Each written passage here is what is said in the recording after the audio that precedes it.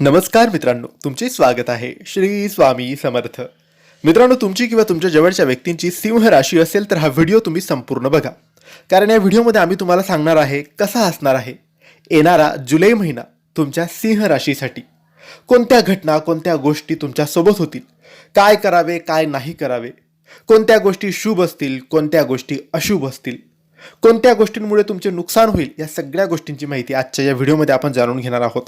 त्याआधी मित्रांनो, तुम्हाला जर तुमच्या पत्रिकेबद्दल, तुमच्या जीवनाबद्दल, तुमच्या राशीबद्दल, नोकरी व्यवसायाबद्दल काही प्रश्न विचारायचे असतील तर दिलेल्या व्हॉट्सॲप नंबरवर तुम्ही आम्हाला मेसेज करा. किंवा जर तुमच्यावर खूप कर्ज झालेलं असेल, पैसा टिकत नसेल, व्यापार चालत नसेल, नोकरीत प्रगती नसेल, नात्यात कटुता असेल, लग्न जमत नसेल, किंवा असंख्य प्रश्न असतील, मार्ग मिळत नसेल, हा वाईट काळ कधी संपेल, चांगला काळ कधी येईल, असे खूप सारे प्रश्न असतील तर एकदा आपण पत्रिका तपासून पाहू. पत्रिका तपासल्यानंतर आपल्याला कळतं की काही ग्रह दोषांमुळे, काही अडचणींमुळे, तर पत्रिकेमुळे तरी होत नाही ना, आणि होत असेल तर मग कोणते उपाय, कोणती सेवा करावी, किंवा मग हा काळ कधी संपेल, चांगला काळ कधी येईल, हे सगळं पत्रिका बघून आपल्याला समजत असतं. यासाठी लवकरात लवकर पत्रिका बघणं महत्त्वाचं आहे. यासाठी तुम्ही दिलेल्या व्हॉट्सॲप नंबरवर आम्हाला मेसेज करू शकता. मित्रांनो, सिंह राशीच्या स्वामी स्वतः सूर्यदेव आहेत, आणि जेव्हा ग्रहांच्या राजाची जर राशी असते तेव्हा ग्रहांची चालही राजासारखी असावी लागते. जुलै 2026च्या पहिला पंधरवाडा म्हणजे 1 ते 15 जुलै तुमचे ग्रह तुम्हाला प्रचंड पॉवर देणार आहेत. समाजात तुमचा मान सन्मान वाढेल. पण 16 जुलै रोजी तुमचे राशी स्वामी सूर्यदेव तुमच्या राशीतून मिथुन म्हणजेच तिथून निघून 12व्या घरात प्रवेश करणार आहेत. ज्योतिषशास्त्रात 12वे घर हे खर्चाचे, धावपळीचे आणि गुप्त शत्रूंचे मानले जाते.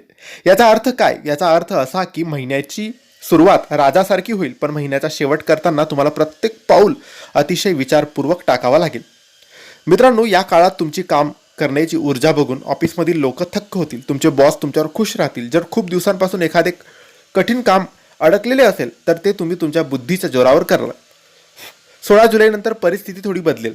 ऑफिसमध्ये तुमच्या पाठीमागे राजकारण सुरू होण्याची शक्यता आहे. तुम्ही केलेल्या कामाचे श्रेय दुसरेच कुणीतरी घेण्याचा प्रयत्न करेल. अशा वेळी शांत राहा. रागाच्या भरात नोकरी सोडण्याचा किंवा वरिष्ठांशी वाद घालण्याचा निर्णय घेऊ नका. जे तरुण नवीन नोकरीच्या शोधात आहेत त्यांना 7 ते 18 जुलै दरम्यान चांगली बातमी मिळू शकते.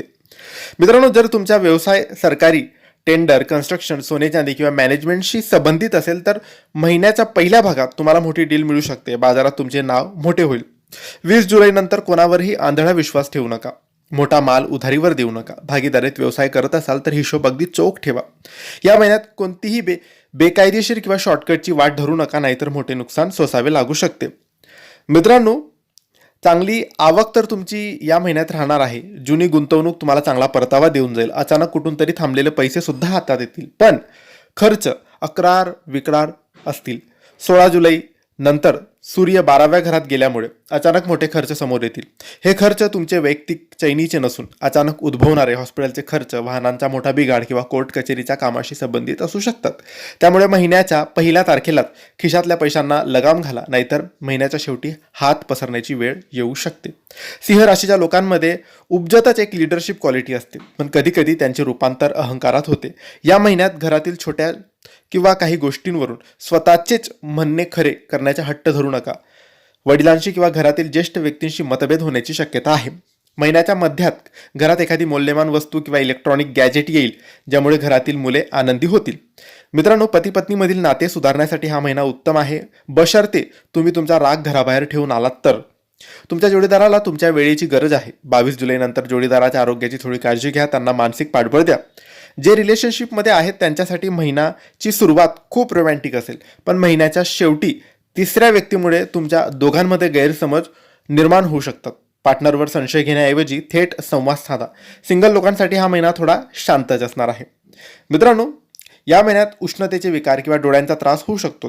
सूर्याच्या स्थितीमुळे डोळ्याची जळजळ, डोकेदुखी आणि शरीरातील उष्णता वाढण्याचा त्रास जाणवू शकतो. महिन्याच्या शेवटच्या भागात ओव्हर थिंकिंगमुळे रात्रीची झोप उडू शकते. स्वतःला शांत ठेवण्यासाठी ध्यान करा. वाहन चालवताना घाई करू नका, कारण अपघाताचे योग सुद्धा बनत आहेत. मित्रांनो, काय करावे? जेव्हा कोणी तुमच्यावर टीका करत असेल तेव्हा लगेच प्रतिक्रिया न देता शांत राहून उत्तर शोधा. अचानक येणाऱ्या खर्चासाठी आर्थिक बाजू मजबूत ठेवा. वडिलांच्या सल्ल्याने घेतलेले निर्णय या महिन्यात तुम्हाला संकटातून वाचवतील. काय टाळावे? शेअर मार्केट किंवा लॉटरीत या महिन्यात मोठी रिस्क घेऊ नका. तुमच्या बिझनेसच्या आयडिया किंवा वैयक्तिक गोष्टी कोणाला शेअर करू नका. खूप गरज नसेल तर जुलैमध्ये रात्रीचा प्रवास तुम्ही टाळायला पाहिजे. मित्रांनो, या महिन्यात तुम्ही आदित्य हृदय स्तोत्र याचे पठण करा. याने तुम्हाला भरपूर लाभ मिळणार आहे. तर मित्रांनो, सिंह राशीसाठी हे होते जुलै महिन्याची संपूर्ण राशी भविष्य. तुम्हाला माहिती कशी वाटली आम्हाला नक्की कळवा. ही माहिती आवडली असेल तर लाईक, शेअर करा, कमेंट्स करा, चॅनलला सबस्क्राईब करा.